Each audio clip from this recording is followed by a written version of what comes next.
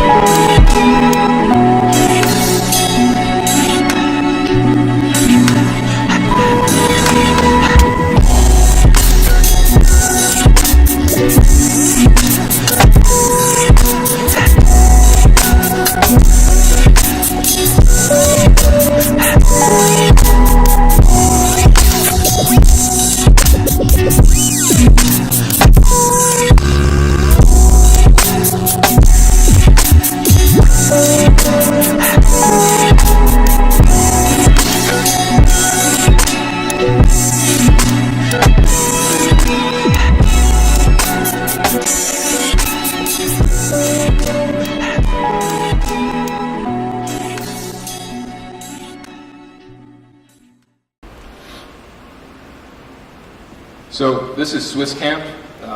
Swiss Camp is located on the west coast of Greenland. And when I came upon this station, this is really where the project started. It's this station where scientists are doing really important work. What kind of important work? It was a station not so dissimilar from this, that in 1984 they discovered the hole in the ozone in Antarctica. There's hundreds of stations just like this in the Arctic as well as the Antarctic region, and I'm going to talk a little bit more about Swiss Camp to open up this presentation. All right. So this is where Swiss Camp is located, kind of right in the heart of the most extreme melt that's happening in any part of the polar regions on the planet. It's just above the Arctic Circle. right? And nearly 1/10 of the entire planet is made up of these polar regions. So these camps are everywhere. They actually occupy a lot more space than people might assume. Right? And what's happening is Greenland is melting. Right? And it's melting in a couple different ways.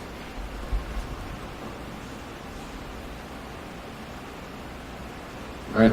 So here you can begin to see where there's slow melt zones. So these are melt zones that are melting during the summer months, and then they begin to be built back up during the winter. These other zones that have faster and then very severe melt areas, they stay wet. Right?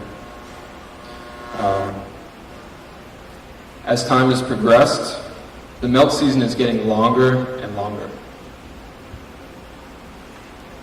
All right, you begin to project into the future and see that soon there's going to be less snowfall and there's going to be even more melt. All right? And because of that melt, what happens is the ice cap itself literally begins to move. 82% of the entire landmass of Greenland is made of ice, and it's moving. I'm going to show you how.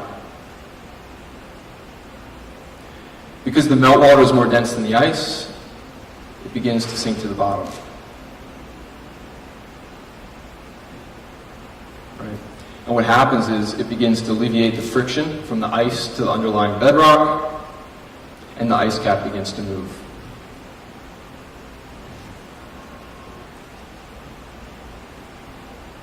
So here's a time lapse over one day.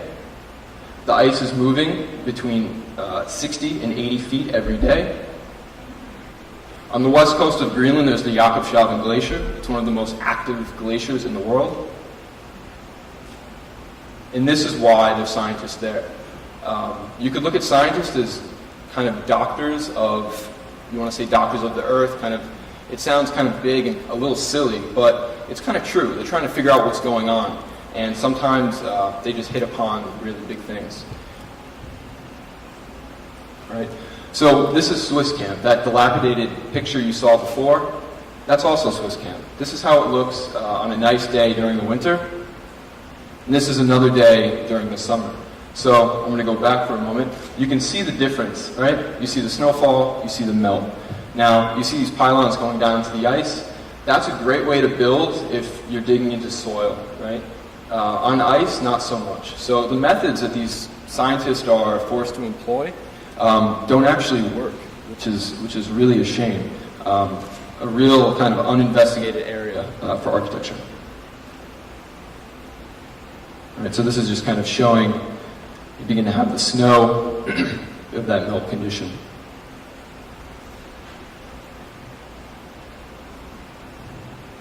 All right.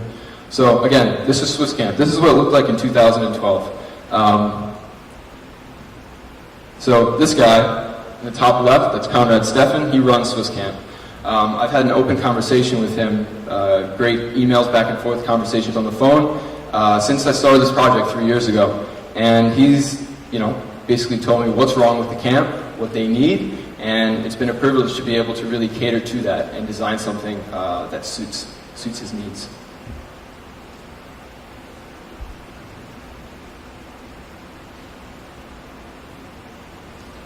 So again, here's a shot, kind of looking at different elements for the camp that's going to be on Greenland.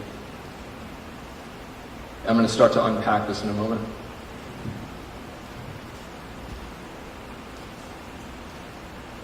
Right?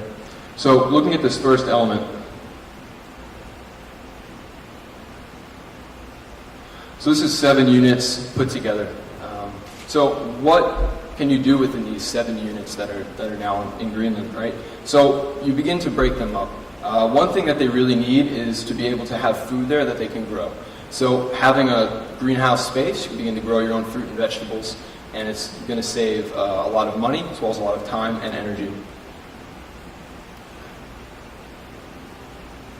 Right. Also, you're going to have your living quarters, and then also space to work, to do work inside. A lot of their work is done outside in the field, but they have to come back and they have to run different tests, and they have tons of kind of computer and technology to better understand what they're doing at the moment. Another aspect of the project would be to begin to produce energy. So how is energy produced? Why are we going to produce energy there? So there's a lot, as you can imagine, of sun there. So because of the white reflectance of the ice, you have a lot of energy. There's absolutely no reason why we can't have photovoltaic cells there. The project where it happens to be right now, this is going to be in the future when there's more funding on board, but it's absolutely something that's vital to this camp. Right. Another aspect would be to harness the wind. There's a lot of wind there. As long as this thing is tethered down, there's no reason why we can't generate energy that way as well.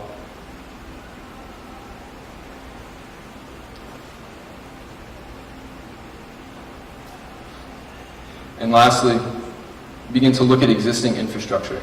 There's no reason why we can't work on energy that's already being exerted. What does that mean?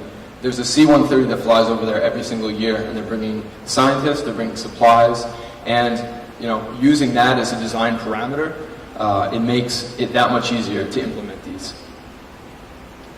Right? But why should you care about any of this? We're in New York, it's great here, there's so many awesome things going on. Why do we care about Greenland? Why do we care about these different places? Because there's people that get up and go to work every day. They put on their shoes, but they do it in a pretty extreme environment. And they really need architecture, they really need scientists, they need everybody to work together to really figure out a better solution for them. So, here's a good question. Have you ever gone to work and spent 2 days digging out your desk? Because that's what they do every time they go back to their camp. Right? And have you ever come upon your computer and it's frozen solid in ice? Because that's literally what happens to them, and they have to bring new equipment every single year. The funding isn't there for them, but at this point in time, the funding can be here for this project. Right? And just think being able to go to work and the stuff that you're working on. Your colleague discovered the hole in the ozone. I think that that's a lot to push you to really keep going every single day. So, I wanted to thank you guys very much. Just to fill you in on the kind of next steps with the project. August 5th, I'm flying to Boulder, Colorado. I'm meeting with the U.S. Antarctic Program about furthering these units and working together with them. And in December, we're going to be launching a Kickstarter to begin to really make this real. And I hope that you guys can be involved. In the front, there's a small notebook if you'd like to sign up for our mailing list. Also, terraprojects.org is now live. You can go on there, you can see this video again, a little bit more about us, about the way that we're beginning to incorporate not only this build project, but also just setting up a dialogue for these intense issues that we as architects, we as people are confronted with. Feel free to shoot us an email as well. Thank you very much.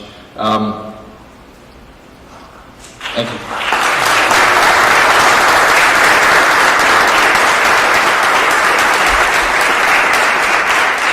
So, as I'm sure you all know, coming over here, it's pretty humid out. It's quite hot. It's obviously summer in New York. You guys were expecting it. I know I was. And, going all the way to Greenland, we're now going to come back to New York. Hello? We're going to come back to New York. And I'd like to open it up to the guys at Plus Pool, where we can really bring it down to human scale, because about 15 minutes from here, you'll be able to swim in a pool. And I know I would like that, and judging by the noise they've been able to make so far, I think it's fair to say everybody in New York would like that. So I'd like to introduce Plus Pool.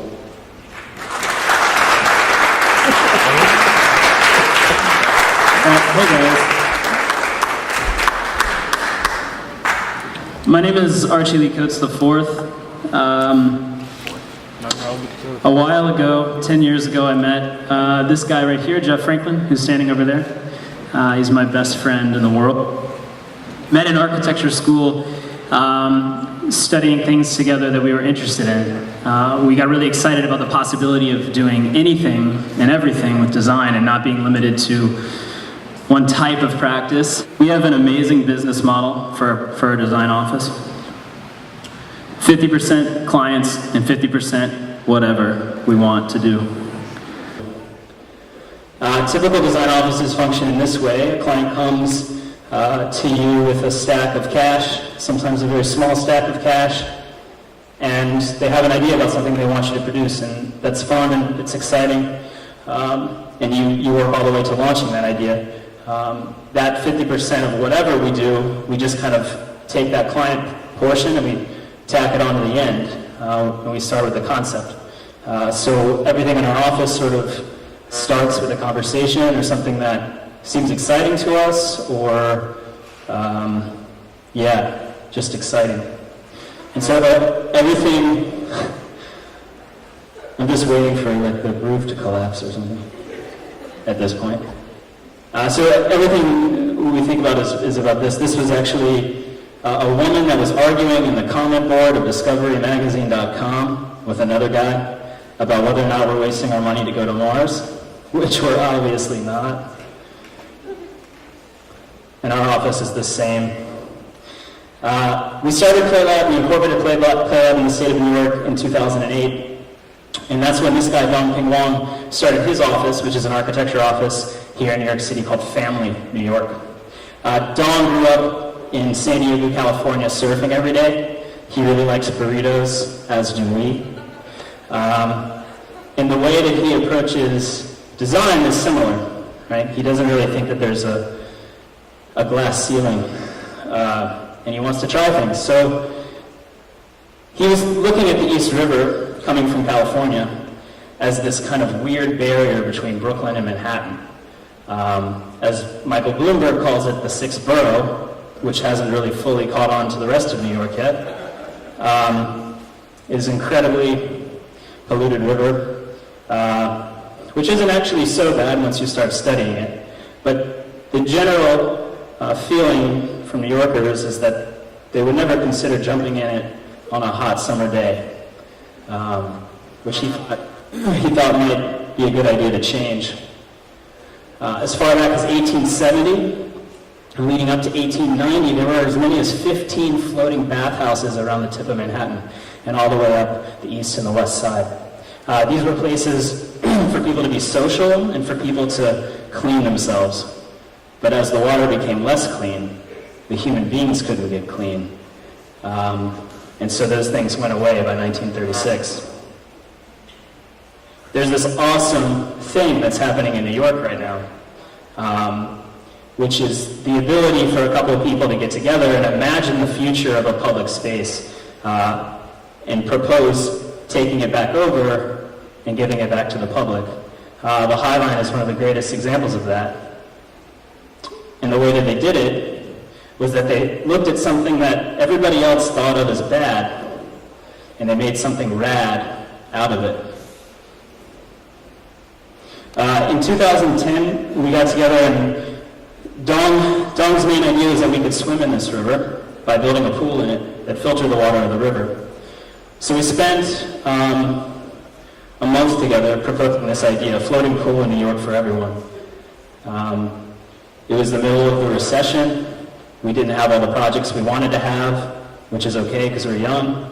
And we thought that this would be a really fun thing to try, right? To try to propose the future of something to the city and see what happened. These are the renderings of extremely flat people swimming through the East River inside of a pool that has filtered out human feces.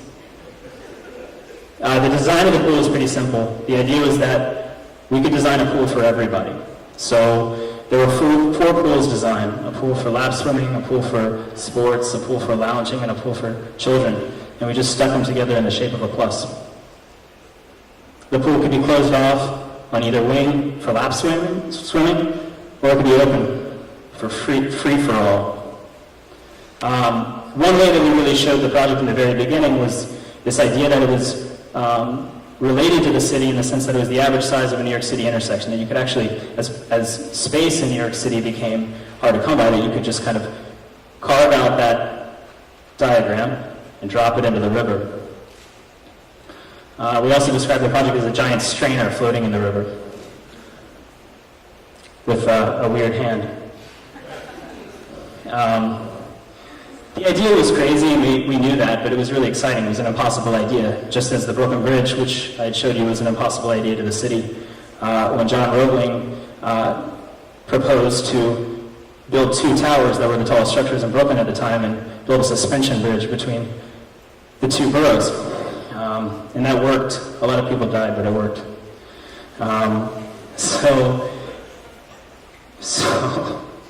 So we got together and we figured out that we really just needed to be able to tell the story of this project as clearly as we possibly could.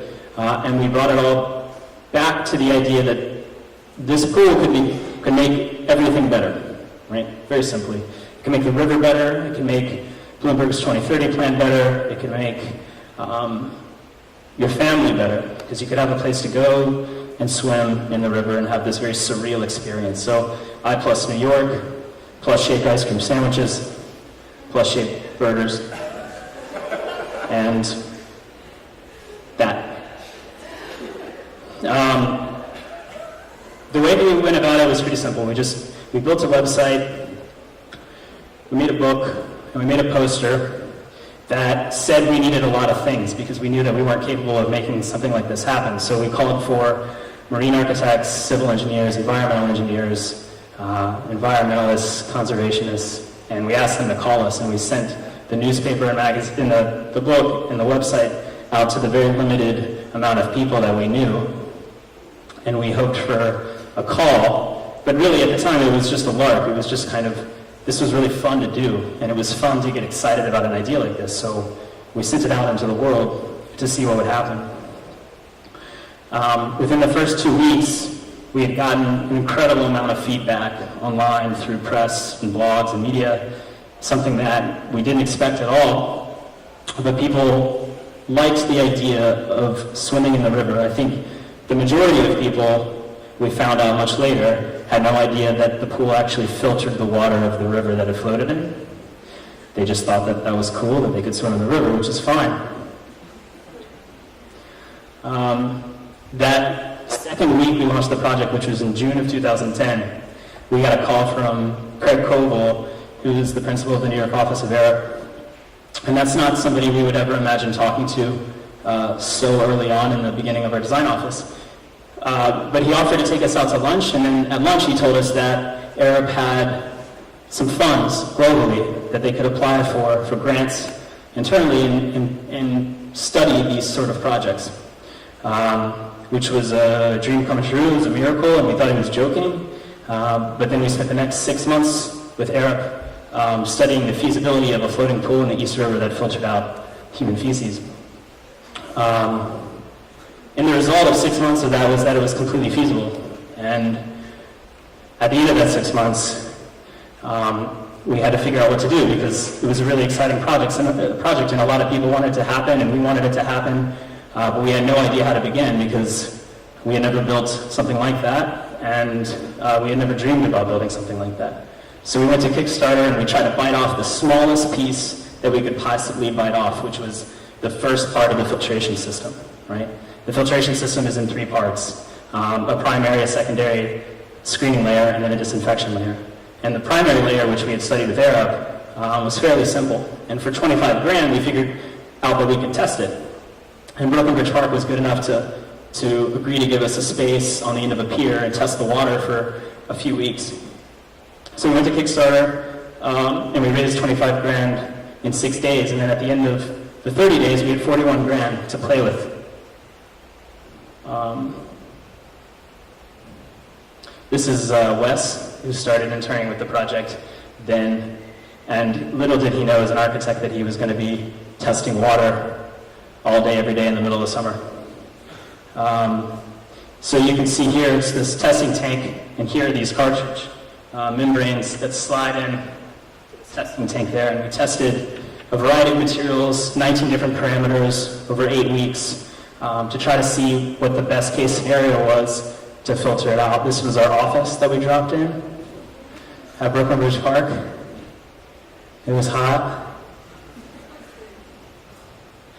And this is generally what we discovered. It's incredibly more detailed than that, but that's just for humor. So at the end of that, it enabled us to talk to all these organizations and partner with them in some way or get their support in some way. And what we realized that this project became quickly a thing that a lot of people wanted to help make happen. And it wasn't a thing that was about 3 dudes that had no idea what they were doing at first. It was about a whole team of people that wanted to make their city better. Everybody from Brooklyn Brewery to Columbia University to Governor's Island to Nike. People came to us and rallied together, and we slowly built a team. This past year, articles started coming out about the project, about it being sort of a precedent for crowd-funded civic architecture, which is something that when we had started with Kickstarter, we never imagined it would become. We just went to Kickstarter because we wanted to try that first piece, that creative piece. And then after Fox News ripped it apart, I love her face. We realized that, yeah, we had to do this. This is super exciting. Luckily, IDEO wanted to jump into the river with us, and they took a huge risk by partnering with us on the project. So at this point, we have Erica and IDEO on our team, and we got to basically try to figure out or strategize how we were going to maintain everybody as a part of this project from that point to the end when it's in the river, and then the 50 years after that it's floating in the river.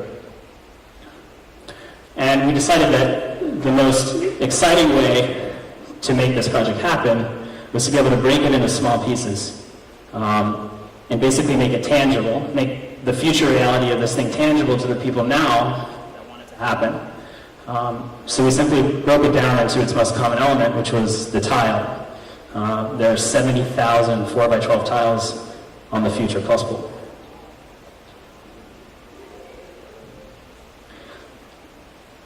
That's a tile.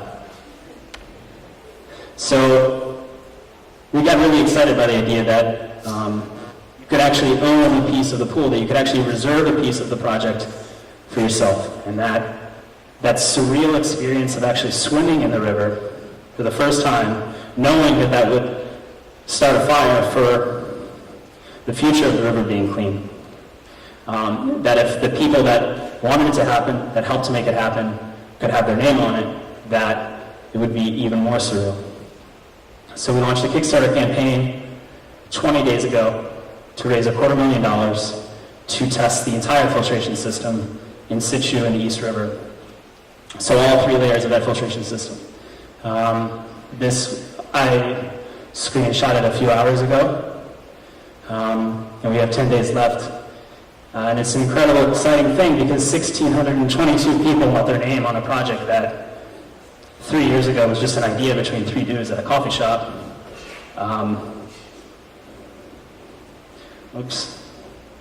So for $199, we figured if those 70,000 tiles were bought at $199, that the entire construction budget of the pool would be funded.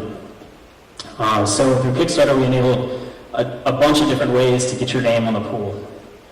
This is the typical $199 tile that you can get onto the tile for $25 with you and 7 of your friends. That $250,000 enables us to do this, which is a plus-shaped prototype of the filtration system. And this is it in section, or part of it.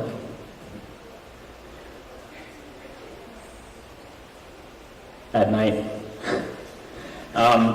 So it's been a long 3 years and a really exciting 3 years. But it all comes back to just wanting to swim in the river with your friends, cleanly and safely, like these guys used to do. So if you want to buy a tile, tilebytile.org. Thank you.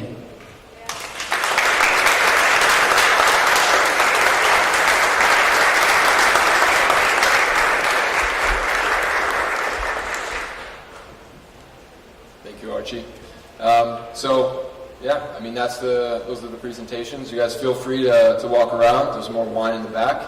And put some music on, just relax. Thank you everybody for being here.